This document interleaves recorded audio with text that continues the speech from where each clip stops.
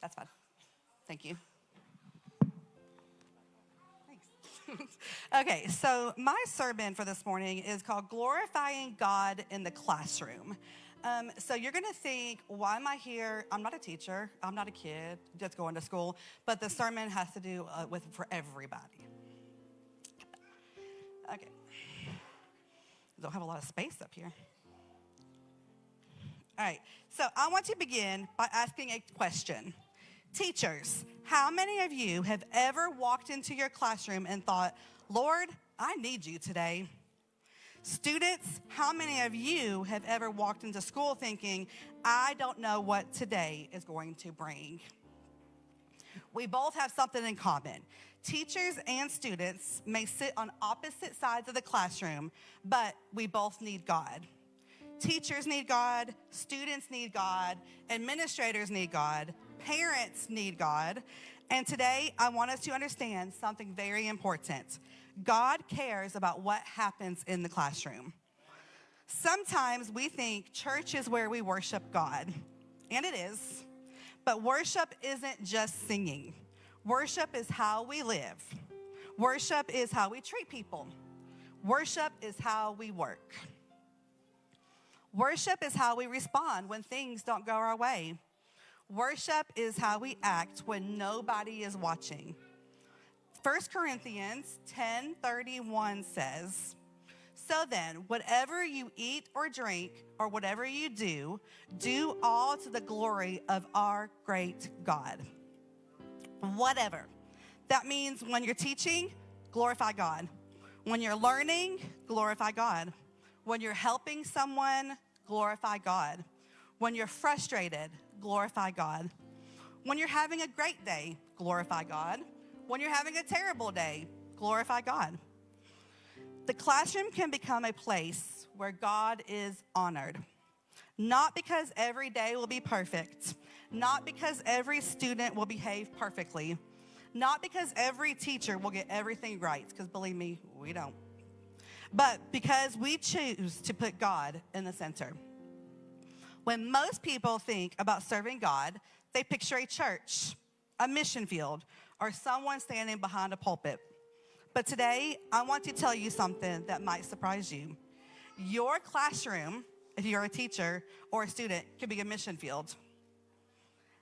Every day you walk through the school doors, you are stepping into a place where God can use you.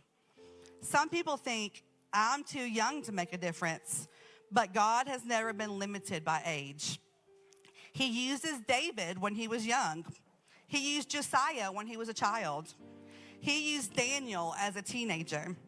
He used Timothy as a young man. And he wants to use you, not just the teachers, not just the students, but everyone.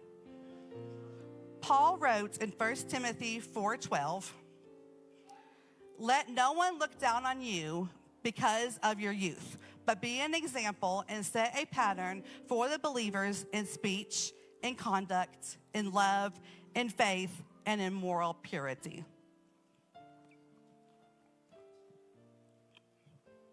You don't have to wait until someday.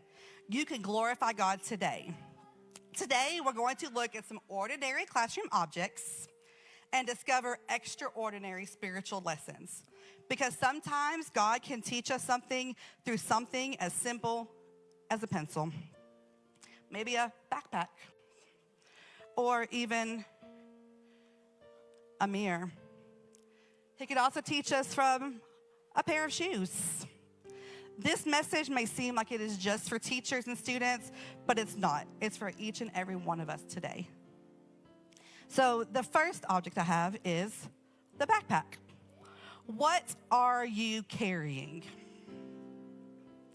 Teachers carry things. I'm the world's worst. This backpack weighs so much. I have a computer in there. I have my planner in there. I have pens, pencils. I may even have some lesson plans thrown in there. It's very heavy. But I'm not just talking about what's inside of this backpack. A student might carry books. Teacher might have lesson plans, paperwork. Children may have homework. But there are things in this backpack that nobody can see. Students can carry fear, pressure, loneliness, disappointment, friendship problems, the pressure to fit in, the fear of failing. Teachers can carry stress, exhaustion, responsibility, concerns about students, pressure from work, the feeling that they're not doing enough. And sometimes we walk into the classroom carrying what happened yesterday. Something happened yesterday, and we're still carrying it in today. But Jesus tells us, "Come to me, all who are weary and burdened, and I will give you rest." Jesus doesn't say, you have to figure it all out by yourself. I'm not going to help you. He says, "Come to me." Teachers, you don't have to carry your classroom by yourself. Students, you don't have to carry your school year by yourself. You can give it to God. Sometimes the most spiritual thing you can do is say, "God, I can't carry this anymore. I'm giving it to you." So what are you carrying today? Maybe it's worry. Maybe it's fear. Maybe it's anger. Maybe it's disappointment. Maybe it's pressure. Whatever it is, give it to Jesus. Okay, my next point is from the pencil. Who is holding your life? Here's something simple. A pencil. A pencil has the ability to write something, but does the pencil decide what it writes? Does it just say, "I'm gonna write something today"? No, someone has to hold it. Someone has to guide it. And our lives are similar. We have abilities, talents, dreams, but the question is, who is guiding your life? Students, are you allowing God to guide you? Teachers, are you allowing God to guide you? Because sometimes we say, "God, bless my plans," but we should be saying, "God, give me your plans." There's a difference. We don't want God to simply approve everything that we've decided. We want God to lead us. Proverbs 3:5-6 says, trust in and rely confidently on the Lord with all your heart, and do not rely on your own insight or understanding." That means God lead me, God direct me, God show me what to do. God help me to make wise decisions. So teachers, before you make a difficult classroom decision, ask God for wisdom. People who are not teachers, before you make a difficult decision, ask God for wisdom. Students, before you make a difficult decision with friends, ask God for wisdom. Before you respond when you're angry, because we all know how that can turn out, ask God for wisdom. Before you post something on social media, ask God for wisdom. Before you choose whether to follow the crowd, ask God for wisdom. So today, who is holding your pencil? Okay, the next point I have is from the eraser. Mistakes don't have to define you. So every teacher has seen mistakes. They've made mistakes. Every student has made mistakes. So when you make mistakes, you use an eraser. Wrong answer, maybe you misspelled a word, maybe you read a word wrong, you made bad choices, you've had misunderstandings. We all mess up. Sometimes students think, "I failed, so I'm a failure." But are we really a failure even though we mess up? No, messing up is a way that we learn new things. Everybody, even adults, mess up, and you learn from your mistakes. A mistake is something you made. It doesn't define who you are. And teachers, you need to remember this too. Maybe you made a mistake in your classroom. Maybe you lost your patience. Maybe you handled something the wrong way. You can acknowledge it, you can apologize, you can learn, and you can move forward. God is a God of grace. And like I said, we all make mistakes. An eraser is there to remind us that we can correct our mistakes. Now, an eraser doesn't mean that there's no consequences, because there's consequences in everything we do. It means mistakes don't have to be the end to our story. Students, you can try again. Teachers, you can try again. Everyone else, you can try again. If you made a mistake yesterday, don't let yesterday control today. God gives us grace to make another opportunity to grow. Okay, so the next object I have is a mirror. And you're thinking, how is a mirror a classroom object? My kid doesn't get a mirror on their supply list, right? But most classrooms have a mirror. Most bathrooms have a mirror. So I want to talk about, what do people see? I'll shut that so it doesn't glare lights. A mirror reflects. It doesn't create the person. It shows who is there or what is there. And here's the question. What are people seeing when they look at me? What are they seeing when they look at you? Students, when your classmates look at you, do they see kindness? Do they see honesty? Do they see compassion? Do they see someone who stands up for others? Teachers, when students look at you, do they see patience? Do they see grace? Do they see fairness? Do they see someone who believes in them? Matthew 5:16 says, "Let your light shine before men in such a way that they may see your good deeds and moral excellence, and recognize and honor and glorify your Father who is in heaven." We are supposed to reflect God.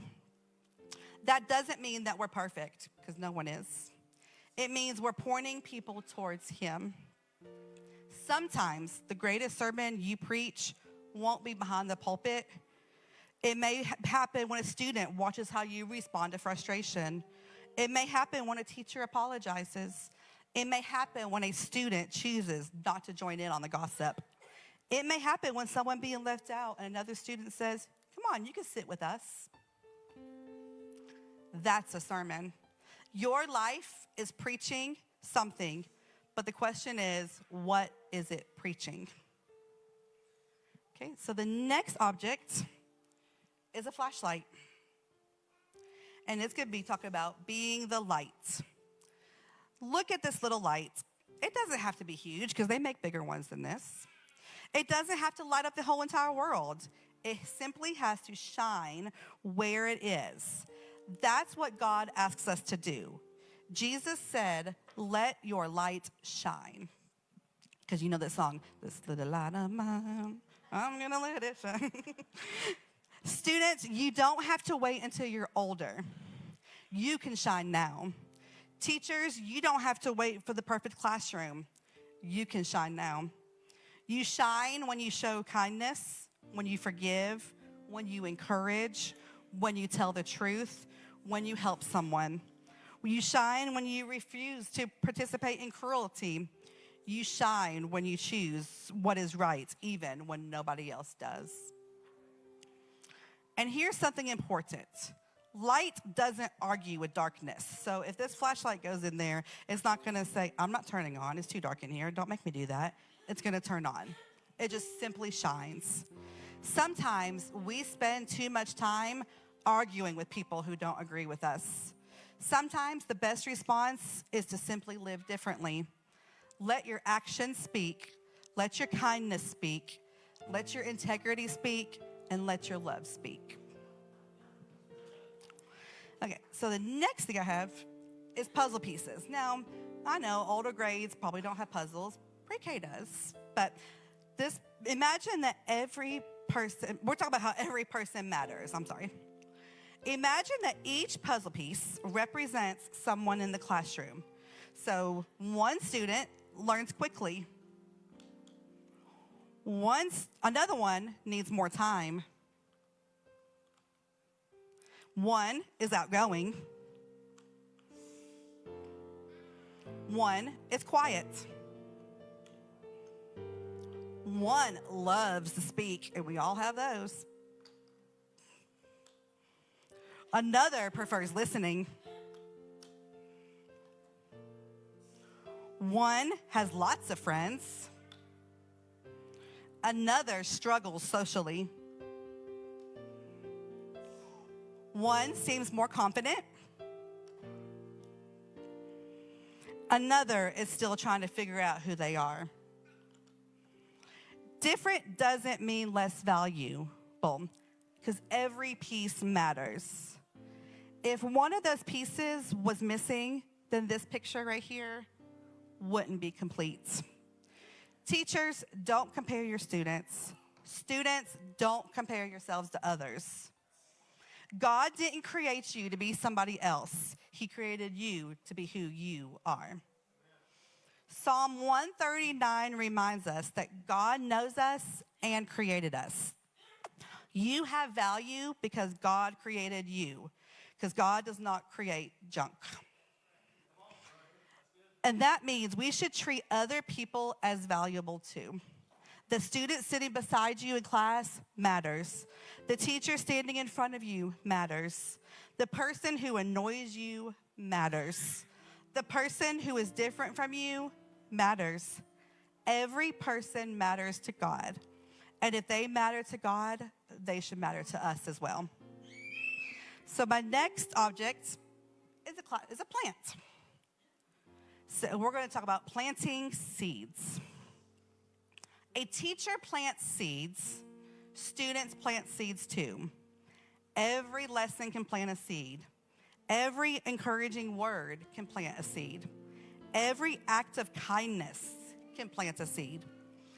Every prayer can plant a seed.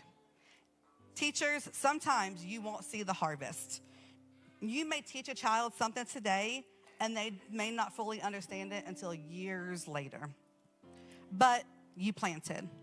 Students, you may encourage someone today and never know how much they needed it, but you planted that seed. Galatians 6:9 tells us, let us not grow weary or become discouraged in doing good, for at the proper time we will reap if we do not give in. Why? Because sometimes the harvest takes time.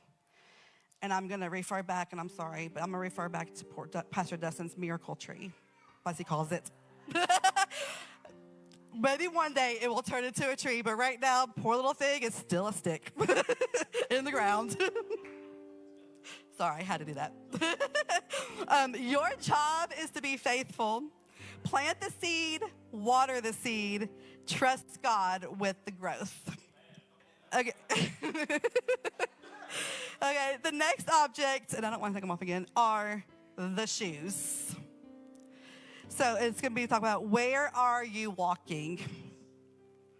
These shoes represent choices.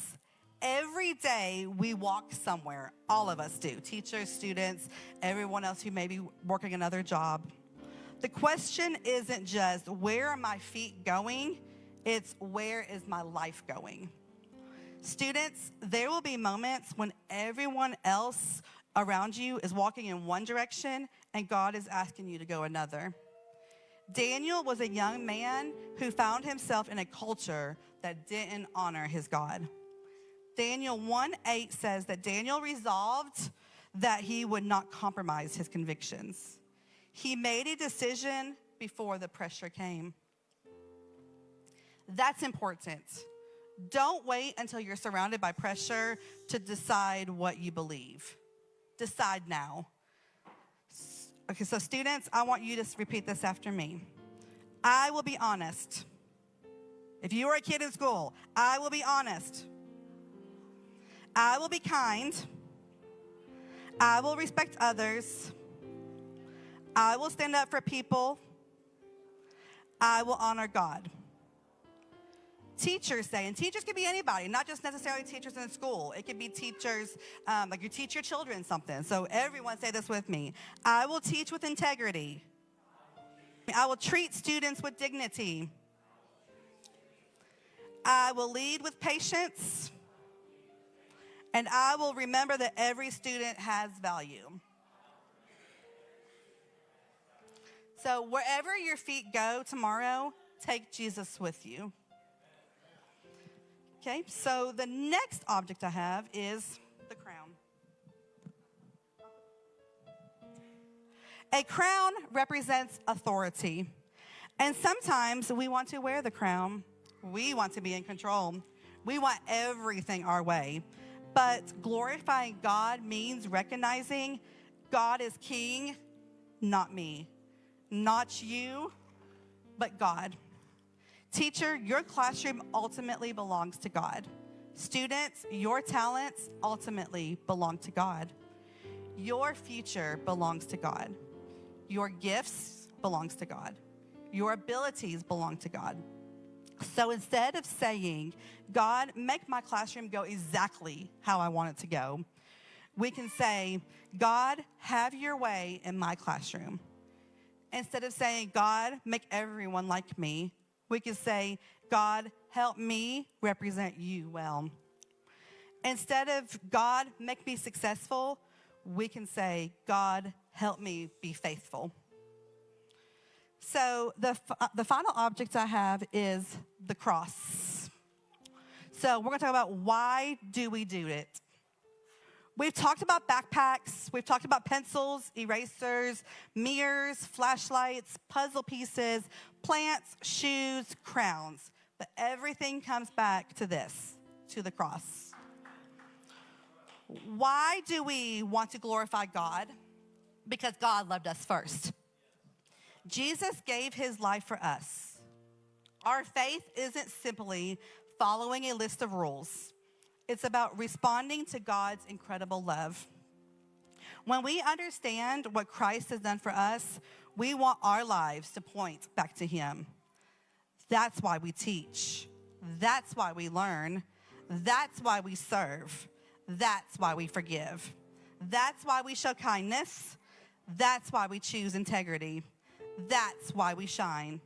Not so people will say, look how great I am, but so people can say, look at what God is doing. So today, I want teachers and students to make a commitment together. Everyone else can say this commitment as well. I'm going to say each statement. If you agree, I want you to say, I will. So we're going to start with teachers or everyone else. Will you do your best to teach with patience? Will you treat every student with dignity and respect? Will you remember that your classroom will be a place where God will be glorified? Will you ask God for wisdom when you don't know what to do? Will you be willing to apologize when you make mistakes? Okay. So students, if you are in school, students, will you do your best to learn? Will you treat your teachers and classmates with respect? Will you choose honesty even when cheating would be easier? Will you stand up for someone who needs encouragement? Will you choose to be the light instead of adding to the darkness? And will you remember that you can glorify God at school? Okay, so the closing challenge. I want everyone to make your classroom, or just in general, the community, a place where God is seen. Teachers and students, imagine what could happen if we actually live this out. Imagine classrooms where kindness was normal. Imagine classrooms where mistakes were opportunities to learn. Imagine classrooms where students encouraged one another. Imagine classrooms where teachers pray for wisdom. Imagine classrooms where students chose integrity. Imagine classrooms where people were valued. Imagine classrooms where forgiveness is practiced. Imagine classrooms where people aren't trying to tear one another down, but instead build each other up. Imagine classrooms where the light of Christ is visible. That kind of classroom can change lives. So tomorrow morning, before the school day begins, I want every teacher to pray, God, this classroom belongs to you. And I want every student to pray, God, use me today. When you're sitting at your desk, glorify God. When you're standing at the front of the classroom, glorify God. When you're helping someone, glorify God. When you're frustrated, glorify God. When you succeed, glorify God. When you fail, glorify God. Whatever you do, do it for the glory of God.